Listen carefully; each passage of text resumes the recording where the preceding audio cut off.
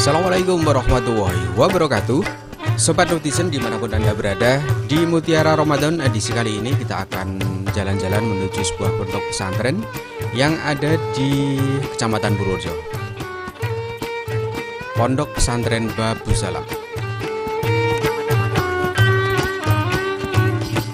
Pondok Pesantren Babu Salam, sebuah pondok pesantren yang berada di Jalan Tuk Mudal nomor 3, Tegal Sari, Kelurahan Purworejo, Kabupaten Purworejo, Provinsi Jawa Tengah. Pondok pesantren ini berdiri pada tahun 2004, didirikan oleh beliau Kiai Ma'ruf Kahfi. Komplek pesantren ini berdiri di sebidang tanah yang cukup luas di tengah pemukiman penduduk. Suasananya sangat nyaman dengan latar belakang hijaunya sawah-sawah. Bangunan induk yaitu Dalem Bopo Kiai, di sebelahnya kemudian ada aula, kantor pondok serta musola. Pondok Pesantren Babu Salam saat ini mempunyai santri yang telah mencapai ratusan, yang terdiri atas santri putra dan juga santri putri. Santri-santri ini berasal dari wilayah sekitar, bahkan dari luar kabupaten. Sedangkan dari sisi usia bervariasi dari anak-anak hingga remaja. Rata-rata santri bersekolah di MTSN, MAN, sekolah negeri lain, dan bahkan ada yang kuliah di perguruan tinggi. Posisi pondok ini memang strategis, cukup dekat dengan banyak institusi pendidikan, sehingga para santri mudah mengakses pendidikan formal. Sejarahnya Pondok Babu Salam itu dulu dimulai dari saya kehijrahan saya dari sini ke sini. Itu saya dulu pernah berawal di musola Al-Hikmah sana. Terus pada tahun 2014 itu mulai peletakan batu pertama bulan Rajab bangunan yang utara ini 2014. Terus dimulai ada santri 2015 mulai saya menempati. Terus mulai ada santri yang awal itu 9 santri putra, belum ada putri. Belum ada putri. Yes, perkembangan dalam 1 tahun ada 1-2 santri putri. Terus lama-kelamaan putra putri itu bahkan sampai sekarang banyak yang putri daripada yang kakung.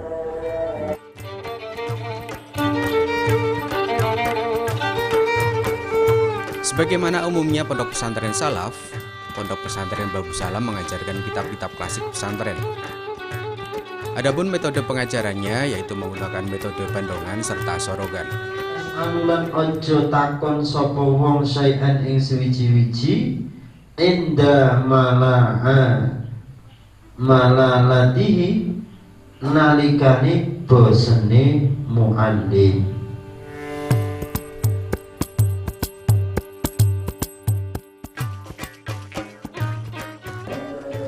Di pesantren ini Babu Salam kita berusaha mengadakan madrasah diniyah. Madrasah diniyah yang berkelas, tiap kelas itu 1 sampai kelas 6 itu sudah berjalan waktunya sehabis sholat asar. Terus selanjutnya di lain waktu itu di luar sekolah ada ngaji bandongan, sorogan. Itu kadang sama saya, ibunya atau pengurus yang sudah senior. Terus yang pokok yang berkelas itu madrasah diniyah. Kita bekerja sama dengan mengikuti program kantor Kementerian Agama, mengikuti itu masuk ke organisasi FKDT. madrasah diniyah takwiliyah. Ada yang sudah sampai 6 tahun, 7 tahun di sini, sudah tamat madrasah, terus sekolah ya sudah tamat, lanjutan. Ada yang meneruskan kuliah, ada yang cuma ngaji terus meneruskan, tetap kita kita rekrut, kita materi, terus kita usaha untuk kita ajak untuk belajar mengajar di sini santri-santri yang ada bawah.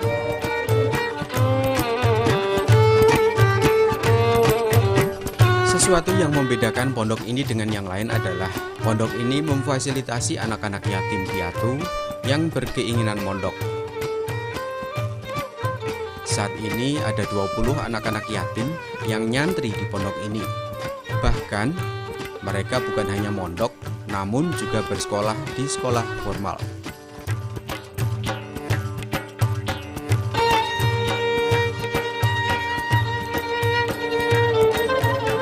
Awal-awal itu kami menerima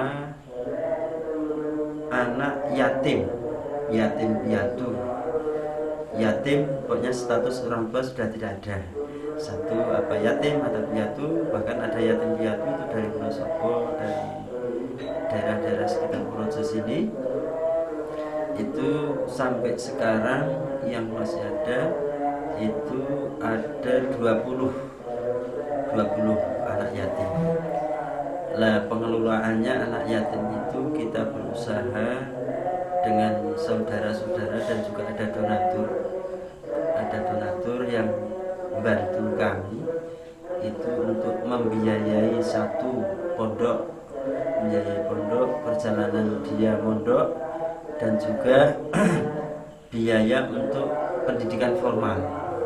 Maka kita batasi MTS atau SMP itu biaya free semua, biaya pondok, biaya sekolah itu kita tanggung semua di sini. Nanti selebihnya untuk jenjang lanjutan kita musyawarahkan lagi yang sudah-sudah. Jika saku yang ada, tabungannya ada, kita mampu untuk meneruskan jenjang berikutnya tanpa melibatkan saudara dari sang yatim itu, ya terus kita berlanjut. Andaikan ada banyak kekurangan dari segi biaya, itu kita musyawarah dengan saudara yang ada. Terus seperti sekarang itu sudah ada beberapa anak yang sudah mencapai pendidikan lanjutan, yang dulu dari di sini mulai SD kelas 3, bapak ibu sudah tidak ada, terus ada yang bapaknya nggak ada. Pondok berjalan, formal berjalan dengan upaya kita menjaring donatur-donatur yang bisa kita ajak untuk mengentaskan anak yatim itu.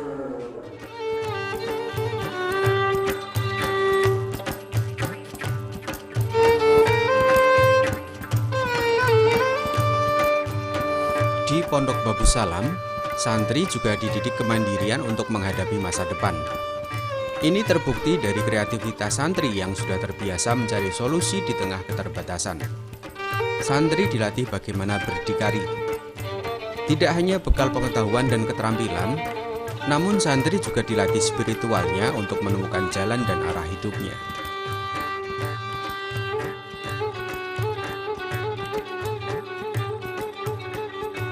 Pesantren kita ajari tidak cuma sekedar kita secara rasional belajar pasti nilainya baik dan bejo kan enggak, tetap kita bahasanya kita ajari kados riyadhah.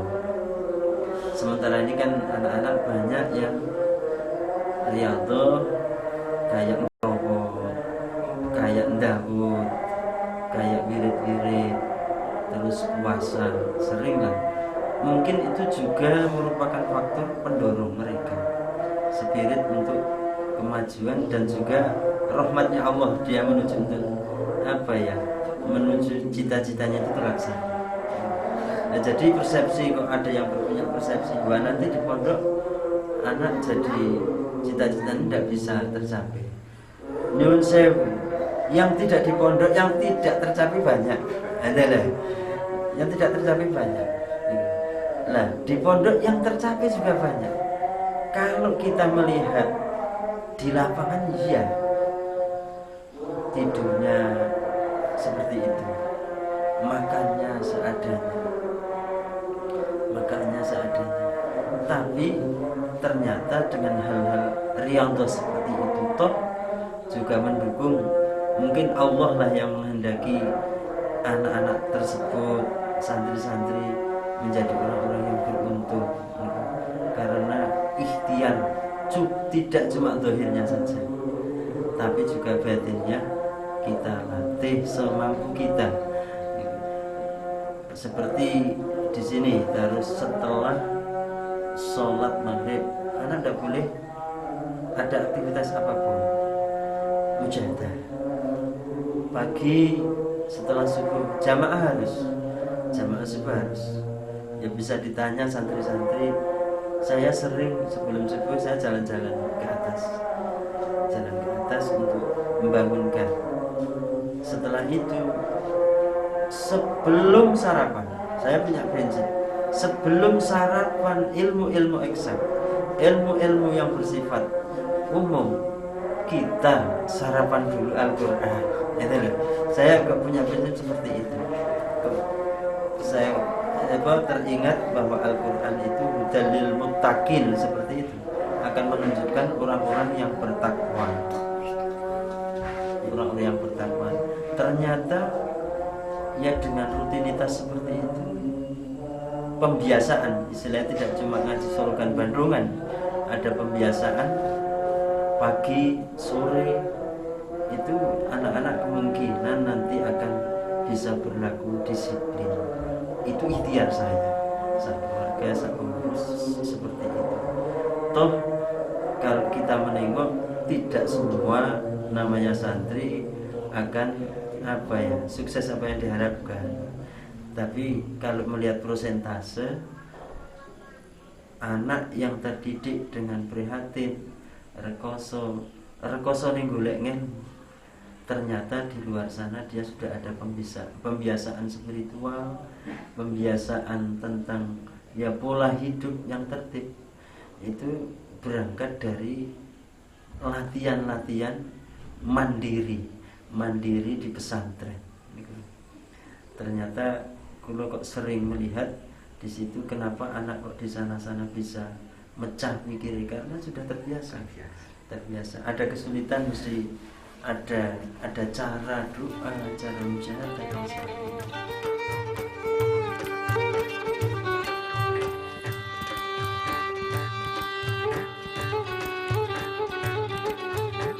Pengasuh pondok beliau Kiai Ma'ruf ternyata juga memiliki respon sosial yang tinggi.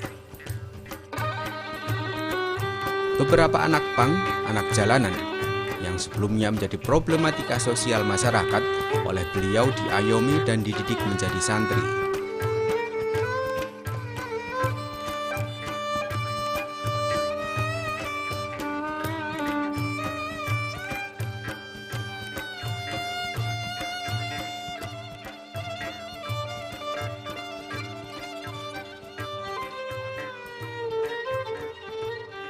Itu ada orang itu bukan saudara, terus konsultasi sama orang, ditunjukkan untuk kesini di pondok wae, sekolah SD kelas loro wis metu, terus nek orang ngaji ra sekolah dadi apa bocah ketelat-telat. Itu ada 2 anak itu, Pak. Ada 2 anak. Terus oleh orang tersebut itu dikirim ke sini. Ya kita terima. Yang penting kamu sungguh-sungguh ngaji. Oke. Anaknya baik sebetulnya, cuman gak ada yang ngarahkan. Terus selama ini gak ada yang konfirmasi, istilahnya bagaimana anak itu dalam pembiayaan. kita yuk terus berpikir, ya ora mungkin toh Mas, kali pengurus ora mungkin kok bicara anak ngaji kok gitu. Bagaimanapun keadaannya, kula nyuwun yang penting bocah itu ngaji, kata niku. Masuk pendidikan dunia ndak dapat, pendidikan akhirat apa meneh. Lha apa sing kok darparep niku. Kasihan bocah seusia itu suruh kerja belum bisa. Ya kepiye lho. Ya maka saya berpikir, kenapa anak kok jadi seperti itu? Mereka melihat anak jalanan. Itu kemungkinan saya pikir-pikir tidak cuma faktornya anak tersebut. Satu, faktor keluarga. Kedua kali lingkungan tidak ada yang peduli itu untuk mengarahkan atau apa. Nah, saya berpikir andai kan kok tidak diberi pendidikan agama, lah formal jelas kita orang biayai, nak statusnya buatan yatim, ya kita berat juga. Yaudah yang penting ngaji, ya alif batasa Quran bisa maca Quran, mbok menawa dadi wasilai dewek-dewek niki kok oleh rahmat Gusti Allah. Niku satu ada lagi nun sewu orang tuanya, nek orang sekitar sini pada banyak yang tahu lah. Dulu ketika masih hidup sering di Alfamart tidurnya. Cuman saya berpikir dari saudara-saudara menurut ceritanya banyak yang sudah oleng dalam artian ngoplo dan sebagainya. Adalah ada satu yang kesini dibawa oleh tetangga. Saya cuma taren, sampean siap ngaji?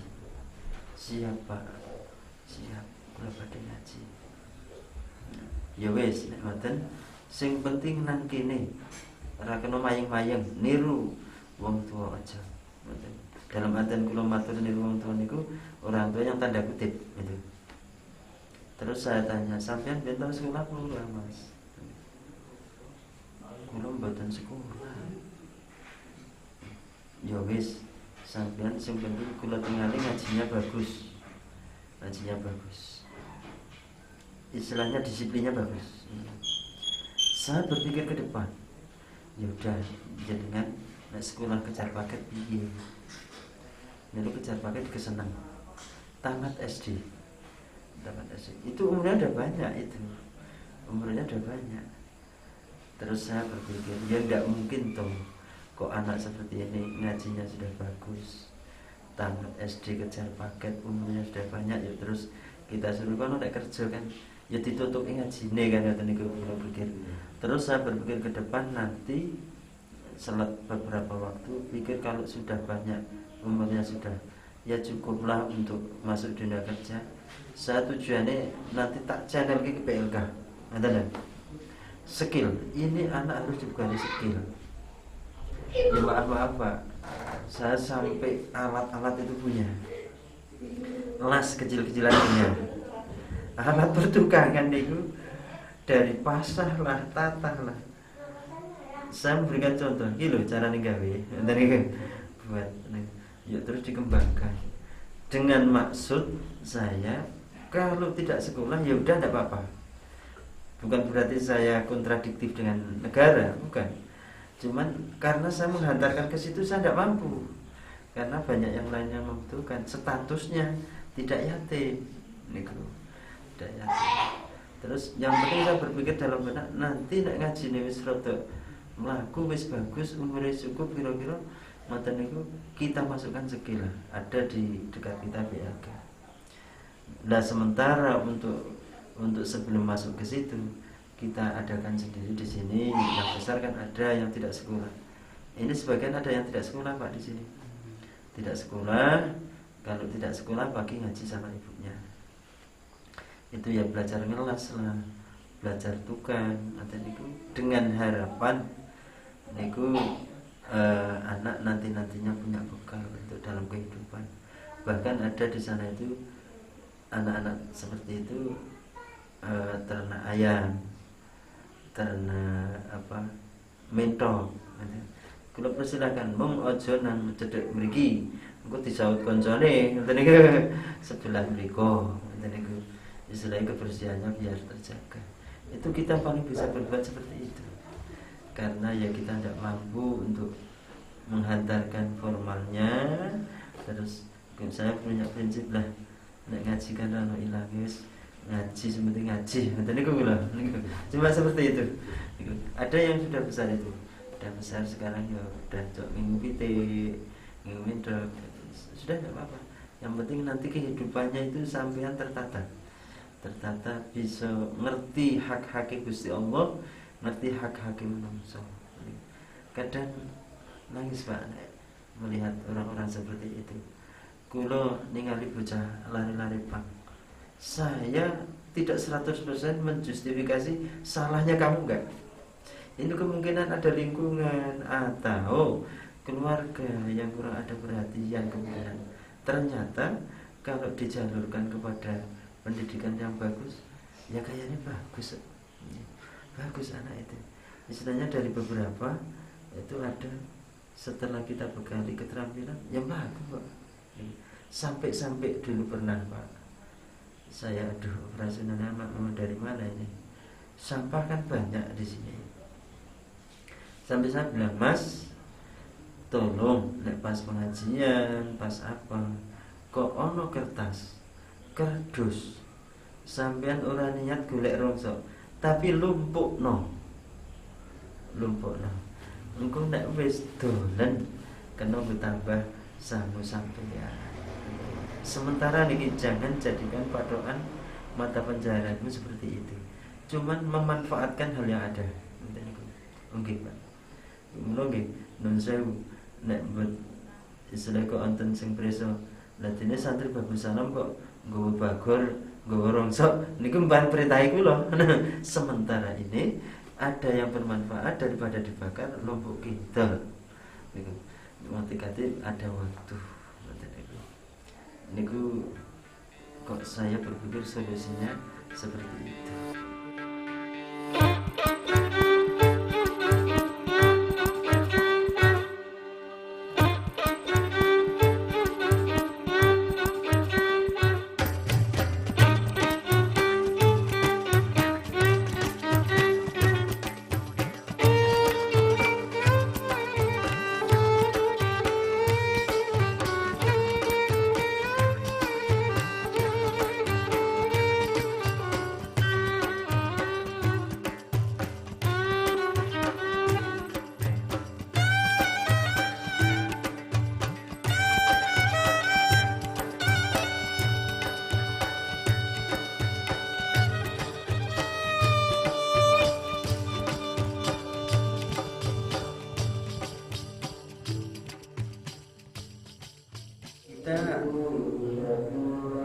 Kita berusaha melihat dari outputnya.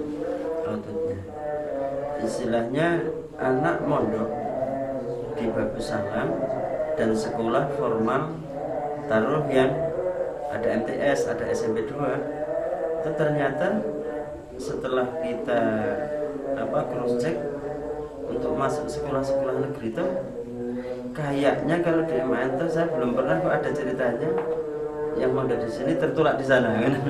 Itu.